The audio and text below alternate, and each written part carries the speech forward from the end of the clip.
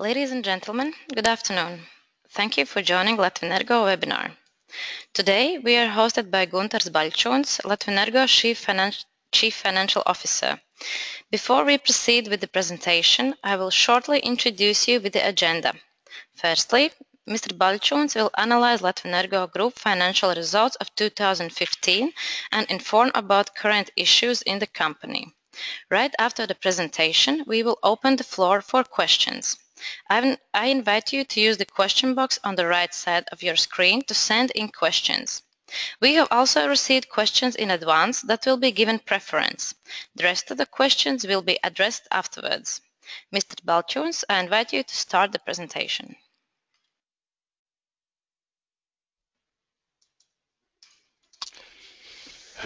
Good afternoon, investors and stakeholders. My name is Gunārs Baļķuns, and I am CFO of Latvenergo. It is really my pleasure to welcome you to Latvenergo webinar. The purpose of the webinar is to present the unaudited financial results of Latvenergo Group for year 2015. You can also find our unaudited results in our homepage. There is an agenda for the presentation. In the first part, I will shortly introduce Latvenergo Group. Then I will continue with financial results and current issues. And at the end of the presentation, there will be a question and answer session. I would like to start with Latvenergo Group, and Latvenergo is vertically integrated utility that operates in all three Baltic countries, and the company is wholly owned by the Republic of Latvia. Company's credit rating is Baa2 with stable outlook. The credit rating was last time upgraded by Moody's rating agency at the beginning of 2015, and at the beginning of this year, however, the rating was reconfirmed. The key generation assets are combined heat power plants and hydropower plants. As well, we are the owners of transmission and distribution assets, and total length of these assets is approximately 1,000 kilometers. As electricity supplier, we hold approximately 1/3 of market share in the Baltics. 2/3 of our sales are in Latvia, and approximately 1/3 of sales are in neighbor countries, Lithuania and Estonia. And total number of retail customers is 865,000. Our operations are organized in three operating segments. The largest segment is generation and supply. That makes approximately half of Latvenergo Group EBITDA. Generation and supply segment is legally organized in 5 entities. The parent company Latvenergo.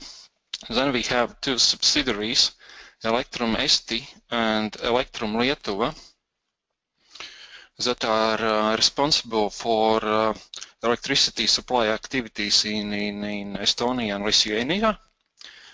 Additionally, we have 51% shares in Liepājas Enerģija.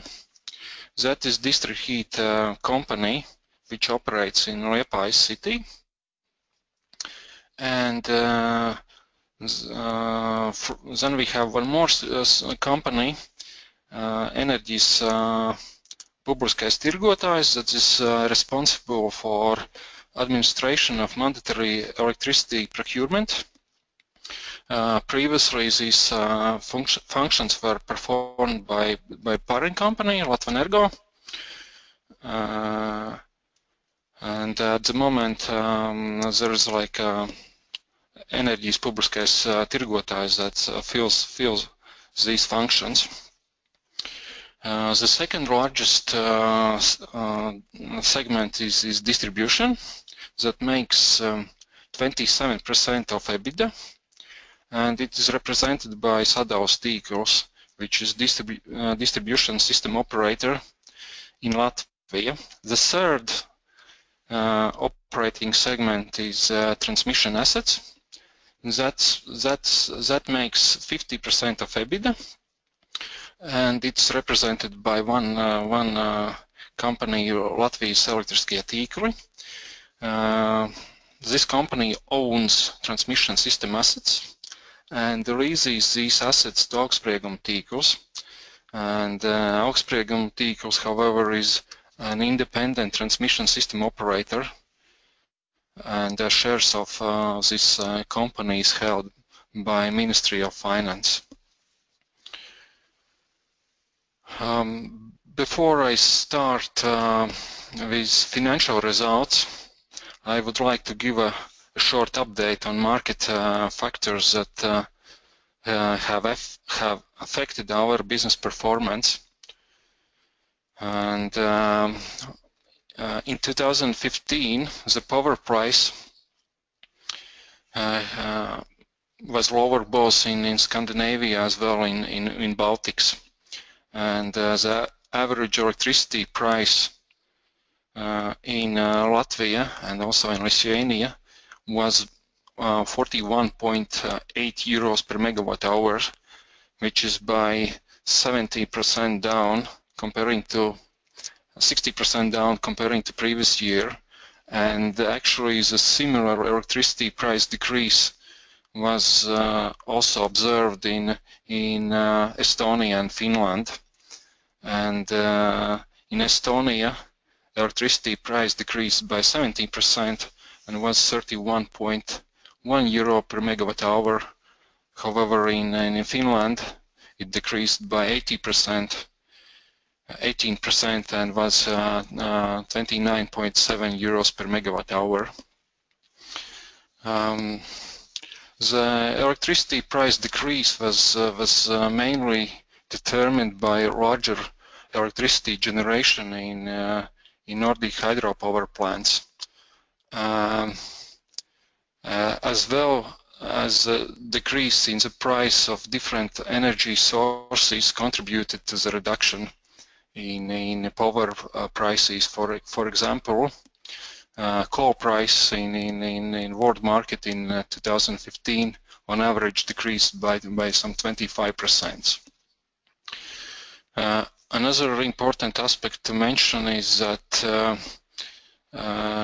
is gas price, and the gas price in Latvia in 2015 compared to the previous year on average decreased by 15% and reached 30.4 euros per megawatt hour.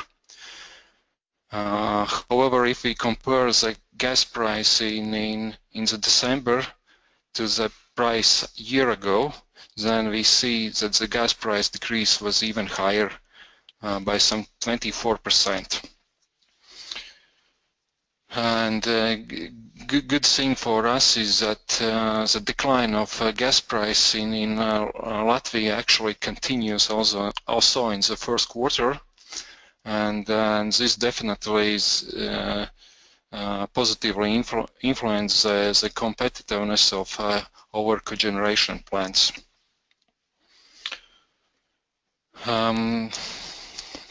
Let me continue with unaudited financial results. First thing is about revenues. Latvenergo Group revenues were 929 million euros, and that is decreased by 8%. This reduction is mainly due to change in accounting principles. Till 1st April of 2014, all mandatory procurement transactions were recognized in profit and loss statement, as revenues and costs. However, from 1st April 2014, with establishment of Enerģijas publiskais tirgotājs, all these transactions are recognized based on agent principle, and therefore these costs are not forming our revenue and cost base anymore.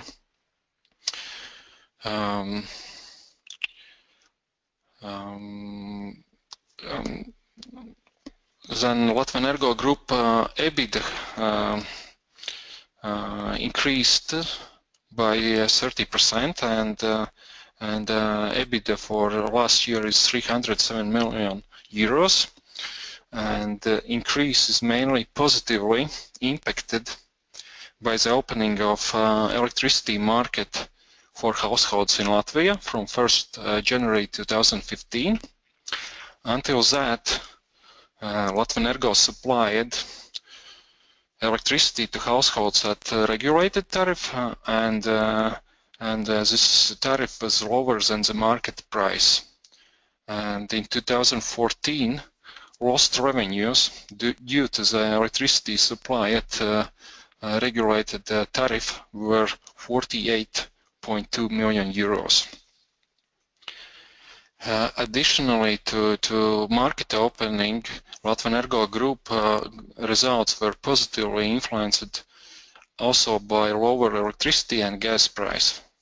As I already mentioned, that average Nord Pool spot price in Latvia and Lithuania were by 60% lower, but the gas price was by some 15% lower than in 2014.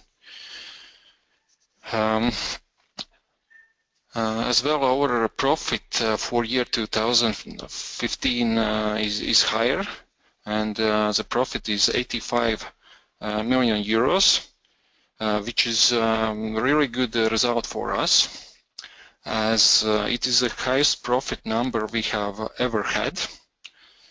However, here I have to mention that according to state budget law, 77.4 million euros is planned to be paid out as a dividends.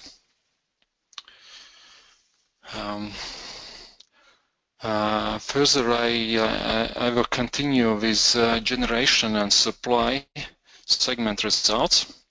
And this segment is the largest segment that makes some 53% of group EBITDA. And similarly to Latvenergo Group results, also generation and supply segment results were positively impacted by electricity market opening, lower gas price, and lower electricity price. And positive gas price allowed us to increase electricity generation in Riga CHPs. The electricity production increased by some 23% and reached 2 terawatt hours. However, electricity production in Daugavas hydropower plants was lower due to unusually low water inflow in the river Daugava, and actually the last time such low water inflow was observed back in 1976, and comparing to the last year, the power output in Daugavas hydropower plants is by 6%, and this is one of the aspects that has had a negative effect on EBITDA. In total, in power plants, we generated 3.8 terawatt hours of electricity and 2.4 terawatt hours of thermal energy.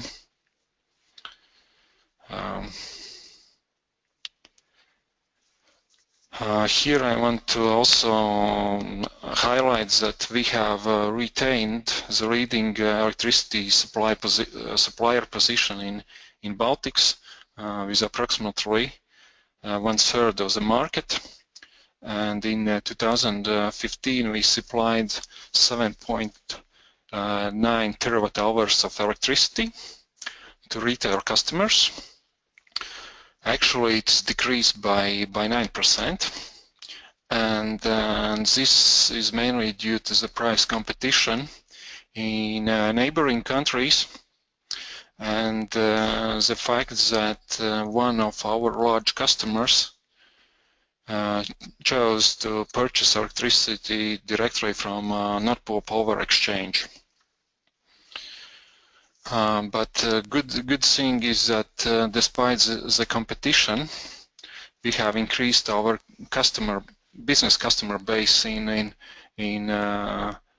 Estonia and Lithuania by 33%, and at the moment almost 1/3 of electricity is supplied to customers outside Latvia. And we still supply more electricity outside Latvia than our competing electricity suppliers supply to customers in Latvia. Now let's take a look at distribution segment. The distribution segment is fully regulated. The revenues of the segment depends on electricity consumption and distribution service tariff. The last change in distribution service tariff was approved by Public Utility Commission in 2011. In 2015, the segment revenues and EBITDA slightly decreased, and the decrease of revenues and EBITDA was mainly due to lower electricity consumption in Latvia, and correspondingly also lower level of distributed electricity, which decreased by some 2%. Investments in distribution assets in 2015 reached 100 million euros. Similar amount of investments was also in 2014. Mainly, investments are made to increase the quality of network service and also to minimize the risk of network disorder caused by the weather. It is really nice to see that SAIFI and SAIDI indicators improved in 2015, and moreover, when we look at the past 5 years, then we observe positive tendencies in SAIFI and SAIDI indicators. So there's like a positive tendency already for 5 years. Let's turn to third operating segment, transmission assets. Similarly to distribution segment, also transmission asset segment is regulated operating segment, and first thing we see is a revenue decrease, and revenue decrease is due to restructuring from 1st January 2015. As a result of restructuring, transmission system construction and maintenance functions, and also 430 employees were transferred from Latvijas elektriskie tīkli to Augsprieguma tīkls. These changes were the final step for separating transmission activities from Latvenergo Group to independent transmission system operator, Augsprieguma tīkls. And as a result of that, segment revenues and also costs decreased by approximately 40 million euros. In the same time, we see that segment EBITDA increased by by 10% and reached 45 million euros. And EBITDA was positively impacted by gradual increase of regulatory asset base into the lease for Augspriegam Tīkls. And at the moment, the return on transmission assets is 4.7%. Investments in transmission assets were 17 million euros, and decrease in investments is mainly due to higher investments in Kurzemes Ring project last year. Last year we invested in Kurzemes Ring 11 million euros.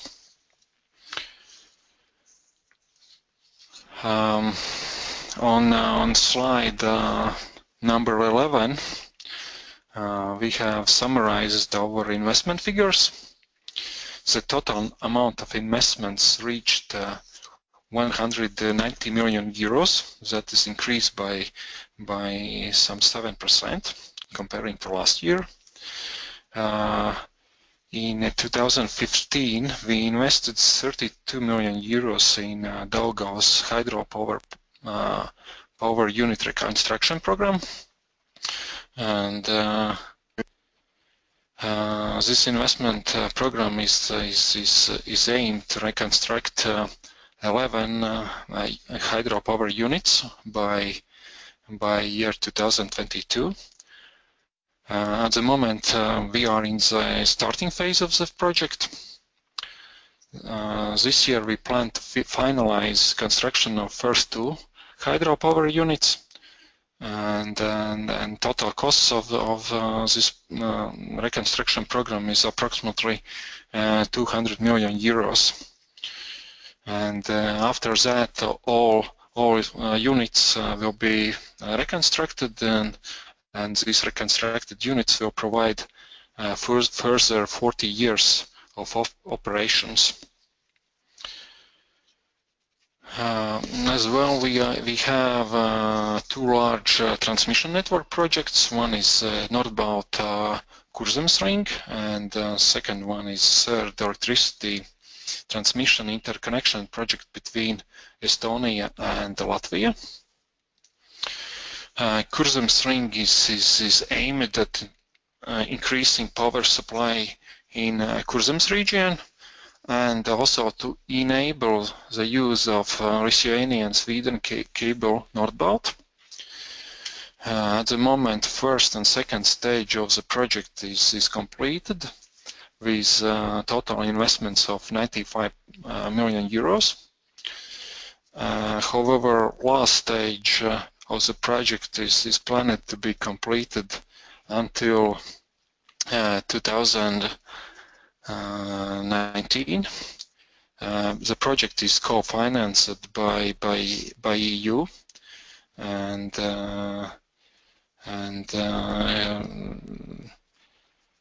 Commission has approved co-financing for this third stage by providing 45% of funding of construction costs. Another large investment project is third power transmission network interconnection project between Estonia and Latvia. This project is aimed at increasing transmission capacity between Estonia and Latvia. At the moment, we see congestions here. Total project costs in Latvia are estimated approximately 100 million euros.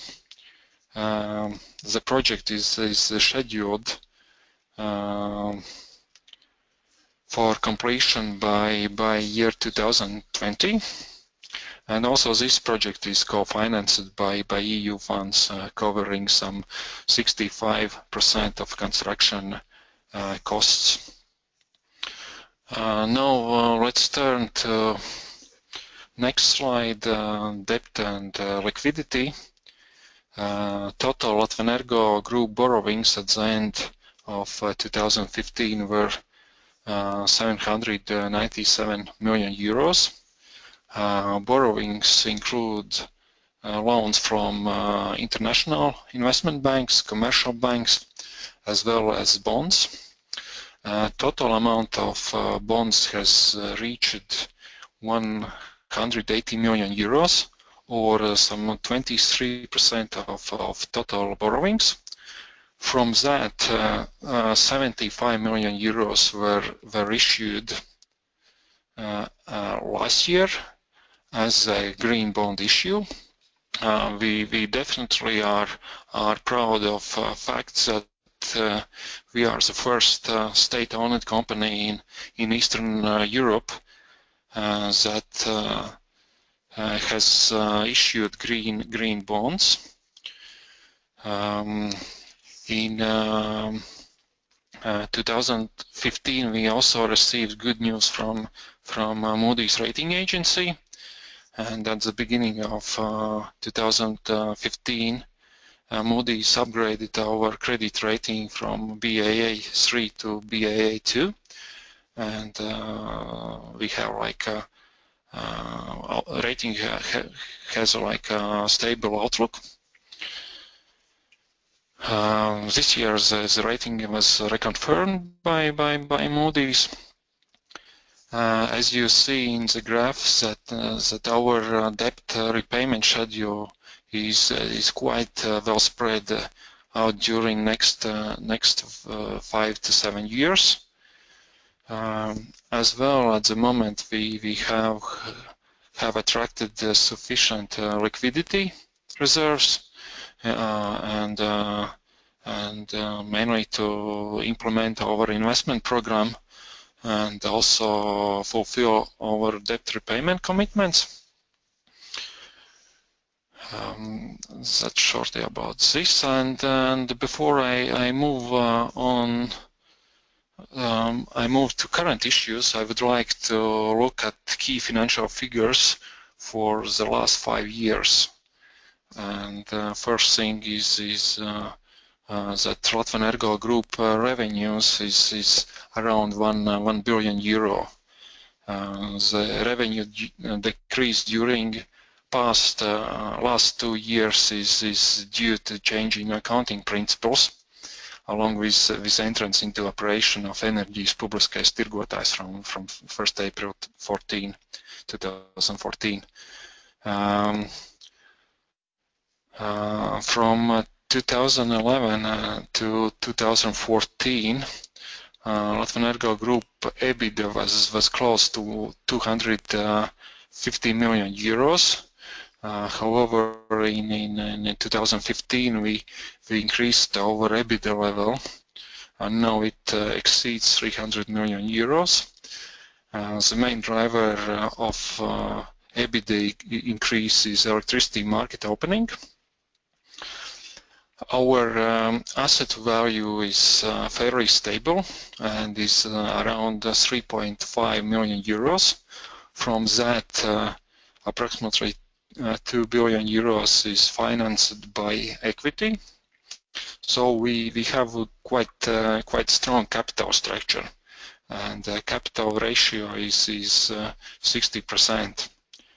And also the net debt to EBITDA ratio is quite good, 2.3. If you look at investments, and a higher level of investments in year 2011 and year 2012 was mainly due to modernization of Riga's TEC 2.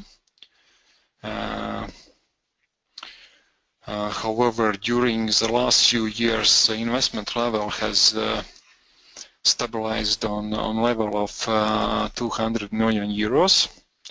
The largest part, or approximately half of investments, are in distribution network. At the same time, we see moderate increase in net debt.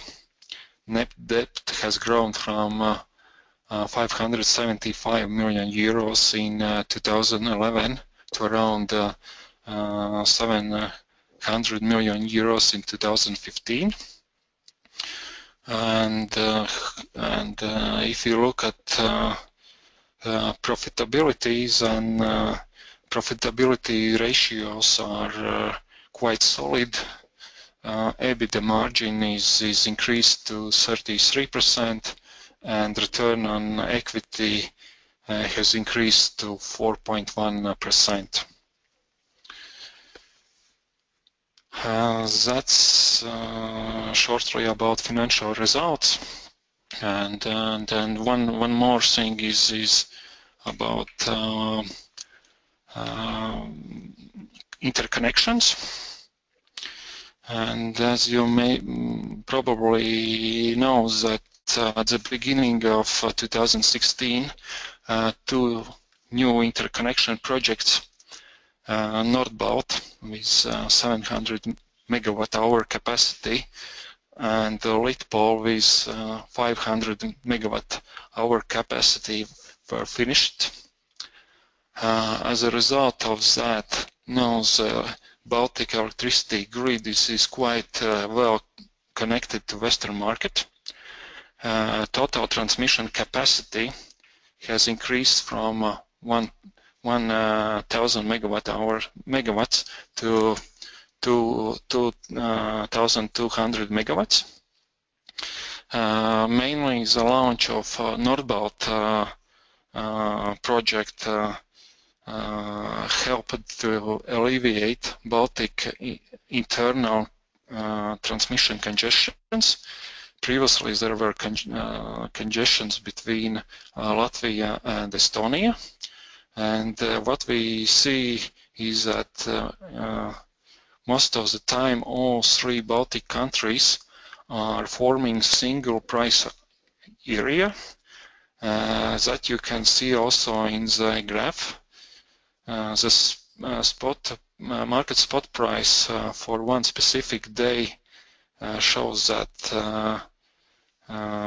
in all Baltic countries the electricity was the same, 25.52 euros per megawatt hours. In Finland it was lower, 90.94 euros per megawatt hour, and also in Sweden it was even lower, some 18.66 euros per megawatt hour. And so as a result of this interconnection, the price level in Baltics has converged closer to the price level in Finland and Sweden, but still the price in Baltics is a little bit higher than in Nordics. Another aspect that is that spot market liquidity in Baltics has substantially increased, and meanwhile we can say that also the electricity spot price in Baltics has adapted to the volatile character of Nordic price. Therefore, we see higher prices in peak hours and lower prices of electricity in off-peak hours. That's shortly about financial results. Let me summarize.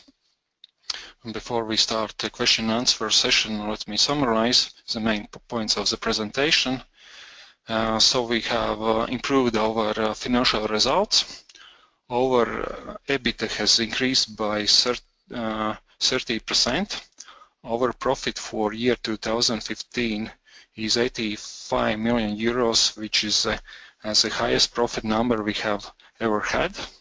Our investments in 2015 was 190 million euros, which is increased by 6%. On 10th June, we have issued green bonds in amount of 75 million euros. And at the moment, approximately 23% of our borrowings are covered by bonds. Our net debt to EBITDA ratio is 2.3, and we have quite sufficient liquidity reserves implement investment program. Thank you for your attention, and let's now proceed with questions. Mr. Balčons, thank you for the presentation. Now I will proceed with the questions in order they were received, starting with those sent in via portal nodes.lets.lv. But before, I would like to remind you that you can still send in your questions in the section on the right side of the screen. So the first question: how would you comment the ping-pong conversation you are having with Latvijas Gāze regarding delivery of gas from Lithuania? If you would be allowed to do that, what and how big would be the potential gains of Latvenergo? Thank you for the question. Actually, at the moment, it's impossible for us to evaluate potential gains of Latvenergo, as any delivery of gas from Lithuania is rejected by Latvijas Gāze. However, we, as one of the largest gas consumers in the Baltics, definitely are interested in liberalization of gas market, and we are working to explore our option to buy gas from Klaipēdas LNG terminal, and in case it will be economically and technically possible, we will definitely use such option. Thank you. Thank you for an answer given. The next question: could you please tell a bit more about your participation in Real Value project? What is the aim of Latvenergo, and what is the expected return if the project brings positive results? Yes, thank you for the question. And actually, Latvenergo supports research and development, and especially when it comes to cooperation with Riga Technical University. That's one of the leading education institutions here. The primary interest is to foster science development, and we believe that it could bring also new business opportunities for us. And definitely this innovation, smart electrical thermal storage, could encourage users to accumulate heat at night when the electricity price is low, and use accumulated power when the price is higher, and interconnection between Lithuania and Sweden shows that actually the price difference in peak hours and off-peak hours has increased.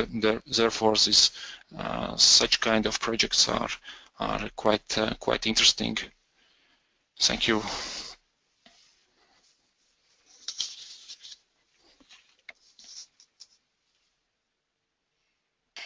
Thank you for an answer. Cars using electrical energy via rechargeable batteries have been in the market for several decades, but it seems their usage is still not widespread. Can at this point we say that electric cars project has failed? Did Latvenergo put much hope on expansion of these electric cars, thus increased usage of the electricity that you provide? Thank you for the question. Actually, we as a company definitely are interested in higher use of electrical cars. However, we are with limited opportunities to motivate companies to go in this market and buy electrical cars. Therefore, from companies' perspectives, we have limited opportunities to motivate companies to do it. However, we are taking some steps. For example, we have some electrical cars in our our company, and actually we use these cars, and at the moment the actual situation is that for these cars it's really important to get some support from some co-financing, so it is economically viable.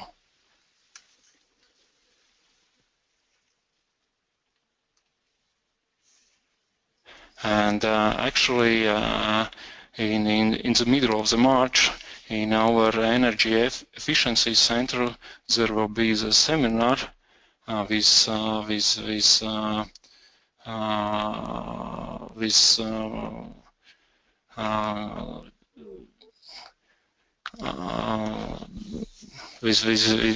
colleagues, and here we will try to motivate use of electrical cars.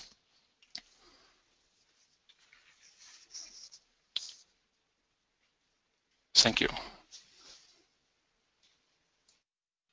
Thank you for an answer given. I will proceed with the questions that were received during the presentation, and I remind you that you can still send in your questions on the right side of your screen. The next question: what do you think about non-financial information reporting? Are there any specific environmental, social, and governance KPIs or key performance indicators that Latvenergo is tracking?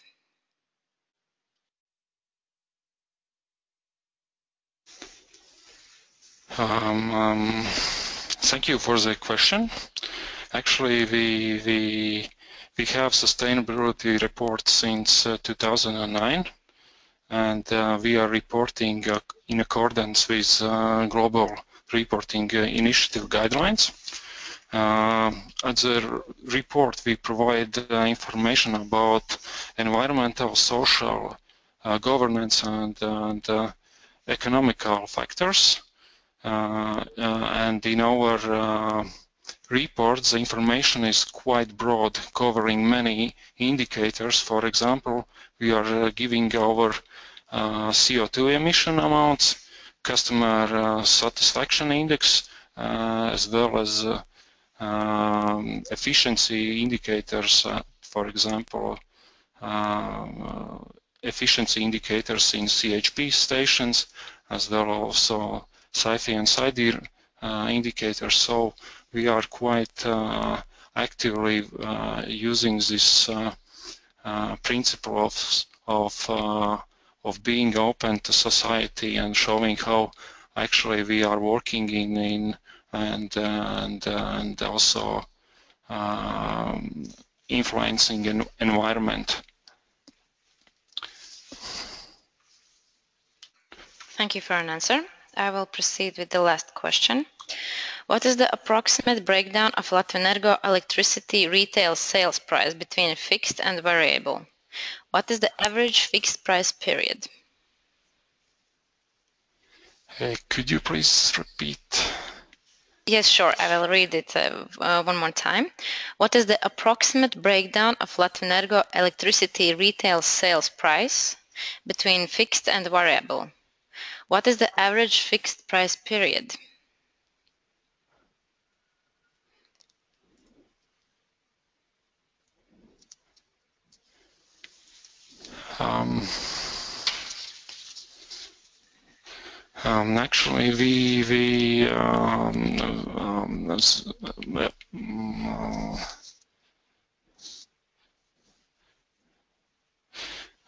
Actually, actually, I will try to answer as I understand the questions. Mainly, we are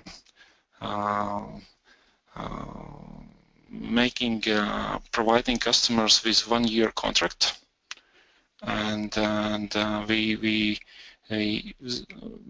mainly customers are interested to fix their electricity price for some period, and mainly it's for one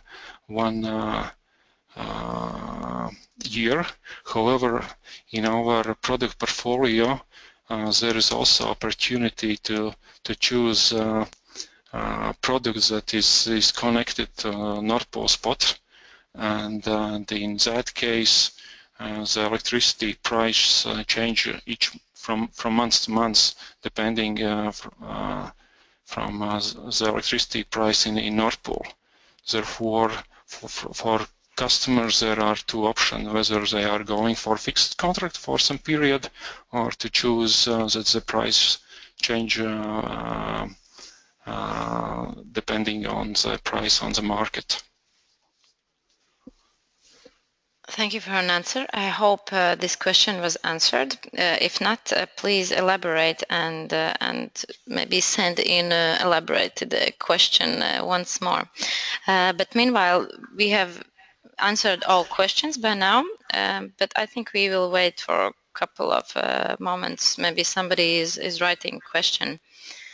So if yes, then please do so and finish your question to send it in so it can be answered. Thank you.